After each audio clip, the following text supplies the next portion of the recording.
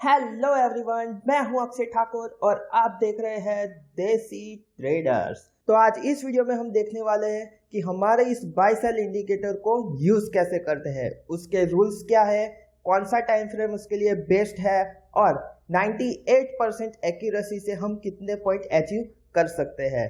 तो अगर आप इस चैनल पे नए हो तो प्लीज चैनल को सब्सक्राइब कर दीजिए और वीडियो को एंड तक जरूर देखिएगा, क्योंकि वीडियो के एंड में मैंने एक इम्पोर्टेंट बात आपसे शेयर की है। ठीक है, तो चलिए शुरू करते हैं।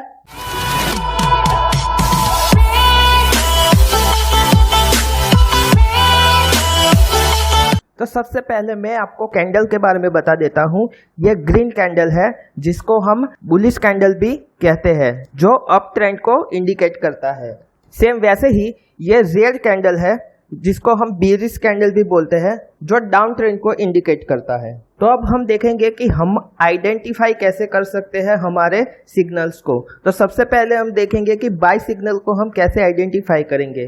तो ये जो आपको नीचे रेड और ब्लू कलर की लाइन दिख रही है वो है हमारा बाय सेल इंडिकेटर, और जो ये क्लाउड आपको दिख रहा है वो क्लाउड है फिल्टर क्लाउड। ठीक है, तो अगर हमारे बाय सेल इंडिकेटर ने पहले बाय का सिग्नल दिया हुआ है तो हम क्लाउड के बाय का सिग्नल का वेट करेंगे। ठीक है, जब दोनों सिग्नल एक ही डायरेक्शन में होंगे तभी हम इसमें एंटर करेंगे। ठीक है, सेम वैसे ही उल्टा है कि अगर हमें पहले क्लाउड ने बाय सिग्नल दिया हुआ है और उसके बाद हमारे बाय सेल इंडिकेटर ने बाय सिग्नल दिया हुआ है तो दोनों सिग्नल मिलने के बाद ही हम मार्केट में एंटर करेंगे।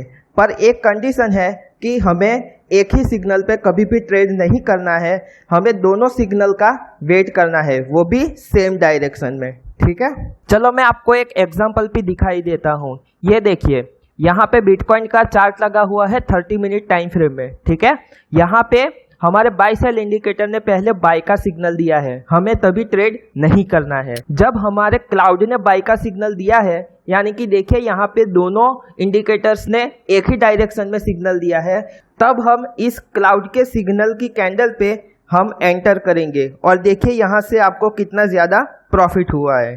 ठीक है, ये आपको ये ध्यान रखना है कि एक ही सिग्नल पे आपको कभी भी ट्रेड नहीं करना है, दोनों सिग्नल एक ही डायरेक्शन में होंगे तभी आपको उसके अंदर एंटर करना है। तो मैं आपको इसका भी एग्जांपल दिखाई देता हूँ। ये देखिए, यहाँ पर पहले हमको क्लाउड ने बाय का सिग्नल दिया है, फिर जाके हमें 2 कैंडल के बाद हमारे बाय सेल इंडिकेटर ने बाय का सिग्नल दिया है। फिर देखिए वही बाय सिग्नल की कैंडल पे हमको ट्रेड लेना है और देखिए वहां से आपको कितना प्रॉफिट हुआ है। सेम वैसे ही हमको सेल के सिग्नल में देखना है कि जैसे ही हमें बाय सेल इंडिकेटर ने सेल का सिग्नल दिया तो उसके बाद हमें क्लाउड के सेल सिग्नल का हमें वेट करना है, और जैसे ही हमको वो सेल सिग्नल मिलता है उसी कैंडल पे हम एंटर करेंगे। ठीक है, तो चलिए उसका एग्जांपल भी मैं आपको एक दिखाई देता हूँ। तो ये देखिए, हमें पहले यहाँ पे हमारे बाय सेल इंडिकेटर ने सेल का सिग्नल दिया हुआ है। ठीक है, तो उसके बाद हमें क्लाउड के सेल सिग्नल का हमको वेट करना है। जैसे ही हमको क्लाउड ने सेल का सिग्नल दिया है उसी कैंडल पे हमको मार्केट में एंटर करना है और देखिए हमें यहाँ से कितना प्रॉफिट मिला है। सेम वैसे ही हमको देखना है कि जब पहले हमें हमारे क्लाउड ने सेल का सिग्नल दिया हुआ है तो हमें उसके ऊपर ट्रेड नहीं करना है, हमको हमारे बाय सेल इंडिकेटर के सेल सिग्नल का वेट करना है। जैसे ही हमको दोनों एक ही डायरेक्शन में सिग्नल दे देते हैं तो उसी कैंडल पे हमको मार्केट में एंटर करना है। तो चलिए उसका भी एक एग्जांपल हम देख लेते हैं। तो ये देखिए, यहाँ पे पहले हमें क्लाउड ने सेल का सिग्नल दिया है। ठीक है, तो हमें यहाँ पे ट्रेड नहीं करना है, हमें हमारे बाय सेल इंडिकेटर के सिग्नल का वेट करना है। ठीक है, तो फिर इस कैंडल पे हमें सेल का सिग्नल मिला है तो इस कैंडल पे हमको मार्केट में एंटर करना है और देखिए यहाँ से हमको कितना प्रॉफिट मिला है। ठीक है, तो अब हम बात कर लेते हैं कि हमारे ट्रेडिंग के रूल्स क्या है। ठीक है, कि जिस कैंडल पे हमको बाय सिग्नल मिलता है वो कैंडल ग्रीन कैंडल ही होनी चाहिए, यानी कि बुलिश कैंडल ही होनी चाहिए। ठीक है, अगर वहां पे हमको रेड कैंडल दिखती है तो हम यहाँ पे ट्रेड नहीं करेंगे क्योंकि वो रॉन्ग सिग्नल होता है। ठीक है, तो चलो मैं आपको एक एग्जांपल इसका दिखा ही देता हूँ। ठीक है, तो ये देखिए, जब हमें दोनों इंडिकेटर्स पे जहां पे सिग्नल मिलता है बाय का वो कैंडल हमको देखनी है। तो ये देखिए, ये कैंडल हमारी बुलिश कैंडल है जिसके ऊपर हमें यहाँ पे सिग्नल मिला है। और देखिए यहाँ से प्रॉफिट हुआ है, ठीक है। और ये एक एग्जांपल है जिसमें हमें जो बाय सिग्नल मिला है वो कैंडल हमें रेड कैंडल मिली है, ठीक है। यानी कि ये बेरिश कैंडल पे हमको बाय का सिग्नल मिला है जो हमें अवॉइड करना है क्योंकि ये रॉन्ग सिग्नल है, ठीक है। तो इस बात का आपको ध्यान रखना है।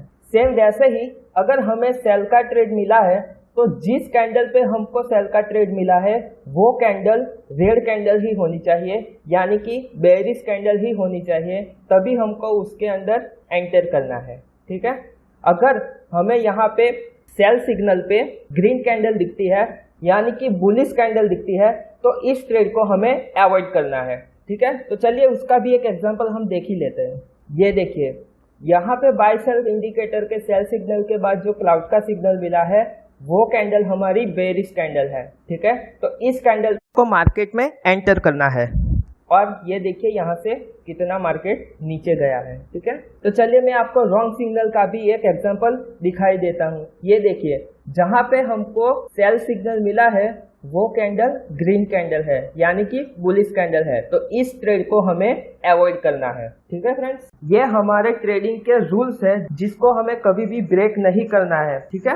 अगर आप अपनी स्ट्रेटेजी में अपने रूल्स को पकड़ के रखोगे तभी आप प्रॉफिटेबल ट्रेडर बन सकते हो। तो ये बात आपको ध्यान रखनी है कि जो रूल्स हम आपको दिखा रहे हैं वो रूल्स आपको अप्लाई करने हैं इस स्ट्रेटेजी को यूज करते टाइम, ठीक है। तो चलिए आपको मैं एक और स्ट्रेटेजी के बारे में बताता हूँ जिससे हम हमारे रॉन्ग सिग्नल को राइट सिग्नल में कन्वर्ट कर सकते हैं, ठीक है। उस स्ट्रेटेजी का नाम है पुल बैक स्ट्रेटेजी, ठीक है।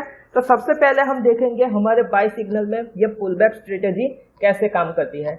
ये देखिए यहाँ पे हमको जो बाय का सिग्नल मिला है वो हमको बेरिश कैंडल पे मिला है, ठीक है, यानी कि रेड कैंडल पे मिला है।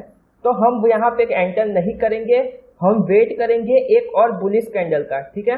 तो ये देखिए यहाँ पे क्लाउड का सिग्नल कंटिन्यूअस वही है बाय का, और ये देखिए यहाँ पे हमारे इंडिकेटर का भी वही सेम सिग्नल चल रहा है और हमें यहाँ पे बुलिश कैंडल मिली, ठीक है। तो ये बुलिश कैंडल पे हम जाके मार्केट में एंटर करेंगे तो यहाँ से हमको देखिए कितना प्रॉफिट मिला है, ठीक है। तो चलिए उसका भी एक एग्जांपल मैं आपको दिखा ही देता हूँ। ये देखिए यहाँ पे हमको जो सिग्नल मिला था बाय का वो सिग्नल हमें बेरिश कैंडल पे मिला था, ठीक है। तो फिर हमने यहाँ पे एंटर नहीं किया और हमने एक बुलिश कैंडल का वेट किया। यहाँ पे जैसे ही हमको बुलिश कैंडल मिली हमने यहाँ पे एंटर किया मार्केट में और ये देखिए यहाँ से हमको कितना प्रॉफिट मिला है।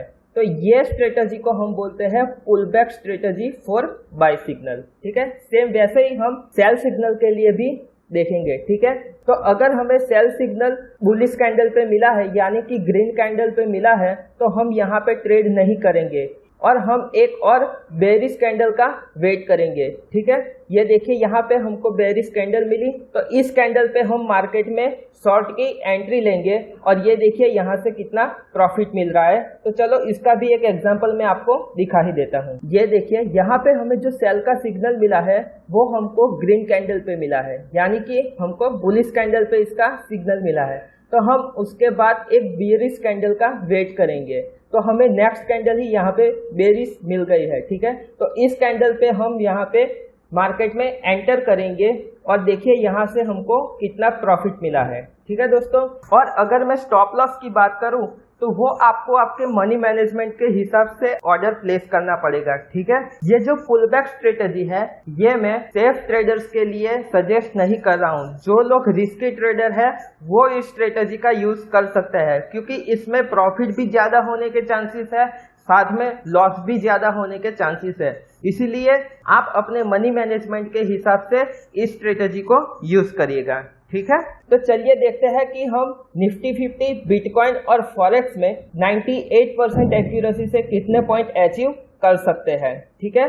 तो ये देखिए यहाँ पे हम सबसे पहले बात करते हैं निफ्टी स्टॉक्स के बारे में जिसमें टाइम फ्रेम रहेगा 5 मिनट का और हमारा टारगेट रहेगा अकॉर्डिंग टू स्टॉक प्राइस, ठीक है। तो अगर स्टॉक की प्राइस 500 रुपये से कम की है तो हमारा पहला टारगेट यानी कि हमारा मिनिमम टारगेट रहेगा 3 पॉइंट का, और अगर हमारे स्टॉक की प्राइस 500 रुपये से 1000 रुपये तक की है तो हमारा टारगेट प्राइस रहेगा 5 पॉइंट का, ठीक है। और अगर हमारे स्टॉक की प्राइस है 1000 to 2000 रुपीज तो हमारा मिनिमम टारगेट रहेगा 10 पॉइंट का, और अगर 2000 से ज़्यादा का स्टॉक प्राइस है तो यहाँ पे हमारा मिनिमम टारगेट 20 पॉइंट का रहेगा। ठीक है, तो ये जो टारगेट मैंने आपको बताया है ये हमारे मिनिमम टारगेट है, यानी कि ये हमारा फर्स्ट टारगेट है जो हमें 98% एक्यूरेसी से हमको अचीव होता ही होता है।